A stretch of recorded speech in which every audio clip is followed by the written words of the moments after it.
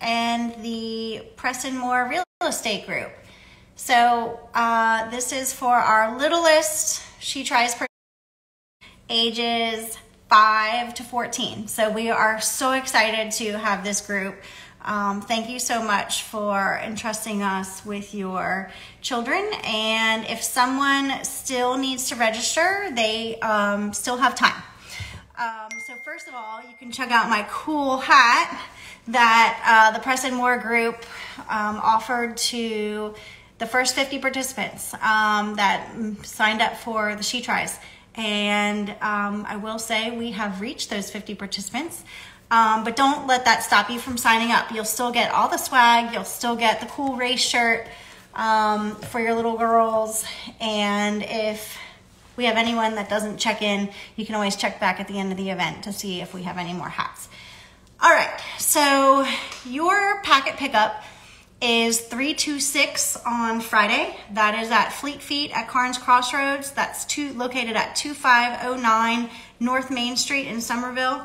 That is right across the street from the Carnes Crossroads neighborhood. So you can go ahead and pick up your packet, and then if you want, you can go ahead and go over to the course and feel free to check it out. At that packet pickup is when you will get your fierce hat. Check that out. Isn't that cool? From the Preston Moore Group as well. So let's all give them a big thank you, because that was a really amazing perk that they did for our girls. So we just are so grateful to have their support. All right, so on Saturday, the packet pickup will take place before the women's race. You can pick everything up 5:45 to 7 a.m. Or if you're not going to be there quite that early, you can pick up your packet between 8:30 and 9:45 a.m. If you put the 513 Woodin Place in your GPS, that will actually take you to the Carnes Crossroads sales office, which is just slightly past the Green Barn and the parking. So when you pull into First Avenue, off of North Main Street into Carnes Crossroads, the Green Barn and the transition area is actually going to be on your left side. The medical offices, Sweetgrass Pediatrics, MUSC, etc. is going to be on your right side. The medical offices is actually where we're going to park everybody. So we just want to make sure you don't park in front of Sweetgrass Pediatrics, because they do see patients on Saturdays. We will be parking on the right, and the Green Barn and transition is on the left side. So once you arrive at Carnes Crossroads, after you're parked, you're going to want to take all of your gear, and you're going to want to walk it over to the Green Barn and to the transition area. If you haven't already picked up your packet, you're going to want to pick that up then. If you already did that on Friday, that's great. You will set up your transition area. There will be volunteers on hand to help and answer questions. If the women's event is still going on, we'll have instructions on where to put your bike if we're not quite ready for you to put it into the transition area. But by then, I would think, close to 10:30 is the start of the girls' race. We should be able to get your bikes in there pretty good. All right, so you are going to get a race number and a bike number. The bike number is going to go on the frame of your bike, and this is your race number. You are also going to get a chip, and you're going to get body marked. So when you go to get chipped and body marked, go ahead and take this over to the people that are body marking, so they can see that you are number 83.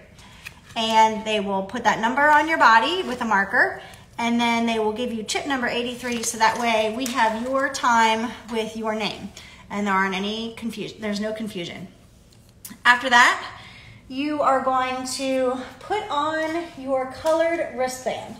So depending on your age, determines the color wristband that you will have. So these are the 4 colors, and one will be attached to your race number. So make sure you put this on your wrist. We do not want you to participate without it. So if you pick up your packet on Friday, do not forget this on Saturday. This is just as important as your race number. You can even just put it on Friday night and wear it to sleep, and then have it for the event on Saturday. This is how the volunteers are going to know to direct you on the course. If you could put it on your left arm, that would be great. Then everybody has it on the same side. All right, and I'll show you why these colors are important in just a minute. All right, so for the swim portion of the event, there is no warm-up swim for this age group.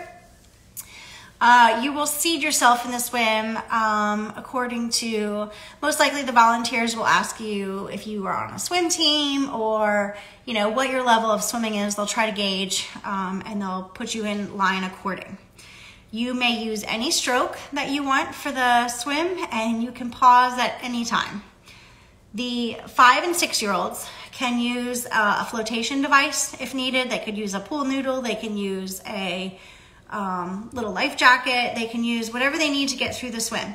And the lifeguards will be, one of the lifeguards will be in the pool at the same time as that age group. So if there's any issues, we'll be able to move them along in the water. We just want everybody to have a great experience and be able to get this part of the event over successfully. So we'll do what we need to do to get your little girl through the swim portion. All right, on the bike and run portion of the course, this is important. You need to know this information. Your course will have signs that will lead you in the direction that you need to go for your course. At the top of your course sign, there will be one of these signs. So we have one for each age group. And you will need to follow the sign that corresponds with your age group. So, for example, if you are ages 5 and 6, you're going to follow the purple cat. If you are ages 7 to 9, you're going to follow the yellow duck. If you are ages 10 to 12, you are going to follow the blue horse. And if you are ages 13 to 14, you are going to follow the green frog. A lot of the places the courses will overlap, so you might see both age groups on the sign. And again, if you see your corresponding animal and color to your course, then you're going to want to follow it. So that you might see them like this. They might be stacked like that. So you might see 2 or 3 or 4 on each sign. But the courses are different, so it's really important to follow. So obviously your wristband color will correspond with your course color. See how we did that? Isn't that tricky? All right, so that's how the volunteers are gonna know how to direct you. So that's why it's important to have this preferably on your left wrist so that the volunteers know where to look and follow your direction with animal and color. Any Eric Carle fans, you'll see where we got that. All right, when you are on the bike course, you must have your helmet latched and on at your rack. You cannot leave your rack without your helmet, leave your rack without your helmet buckled. Volunteers are there to help your little girls through the course. The roads for the kids course are closed. That is a requirement, so we have to have that closed. There is no drafting, so just don't get too close to the person in front of you. Technically, that's 3 bike lengths, but they're little kids, so we'll do our best to get them, but we don't want anyone to hit each other. If you're gonna pass somebody, it's always great to say on your left. That way someone hears you coming, they know you're gonna pass. Parents, if you have a 5 or 6-year-old on the course, you may go with them. You may go with them on the bike and the run course. Just be mindful of others out there that may not have a parent with them, or if you are with them, just be mindful that you are not in the way of another participant. I find that kids sometimes do better without their parents. So if you don't feel like your kid really needs you on the course, then just cheer them on. Sometimes I've seen kids out there crying because their parents are screaming at them to go the right way, the wrong way. I don't know. It's been chaos sometimes when parents get involved. So we have volunteers, their course is not that long, so maybe you can even just jog alongside of them. But just do your best, make your own good judgment if your child needs to be with you or not. Run course, you want to stay on the path and you must wear your race belt. So this does not have to go on when you are on the bike, but you can if you want, but it does have to be on the run. If you don't have a race belt, you can purchase one at our She Tries gear tent at Pack Up Pickup Friday or Saturday morning. They're $10 and they're just really great to have. They're adjustable. And then you can just, they have a little clip here. You can just clip it on and just go crazy, go run.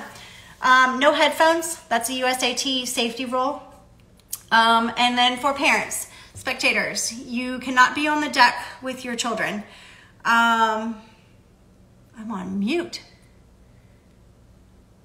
For real? Can anybody hear me? I am not muted. No, I'm not. So, okay, I think I'm okay. You can't hear me. Can anyone else hear me? Is anyone else listening that can hear me? Okay. I don't know. Well, I'm just gonna keep going. Maybe turn your volume up? I don't know. Silly technology. This was supposed to be on Facebook and not on Instagram, but it ended up being on Instagram because there were some Facebook issues with going live. So anyway, I'm gonna keep going because I'm almost done. And if I need to do it again, I'll do it again. All right, so again, spectators, not on pool deck, not in transition, unless you're waiting on your 5 and 6 year old. Restrooms are the right of the green barn if the pool is at your back. And the awards will be after the last finisher. The 4 or 5, 6 year old age group will go first. And then we have to wait till they get back to start the next age group. So there might be a little bit of a lag between the age groups. And that's just because we're trying to clear the course, make the course safe. We will probably not start the next age group until the cyclists are halfway, at the halfway point on the course. So if you think there's a little lag time or it's, you know, getting a little long, that's why. We just want to make sure it's super safe for everybody. The sponsor zone, we're going to have that for the kids as well. And we're going to have passports. And they can go ahead and get the back of this passport filled out with all the vendors that are there, put their name on it, and put their name in for a lot of cool prizes. And the after party, we're going to have lemonade, light snacks, little mini sandwiches, cupcakes, and awesome stuff for the little girls. So we're going to spoil them. Their swag is probably the best swag I've ever seen. I thought the adults were cool, but once we packed up those little girl bags, you know, there's lots of surprises in there. Little bracelets, hair things. Oh, it's amazing. Our sponsors are so good to our little girls. So anyway, unless there's any questions, hopefully everybody could hear me. Let's have a great, safe event on Saturday. If you have any questions, feel free to post them here or email Sarah and I. And just remember, be brave, be strong, and be yourself.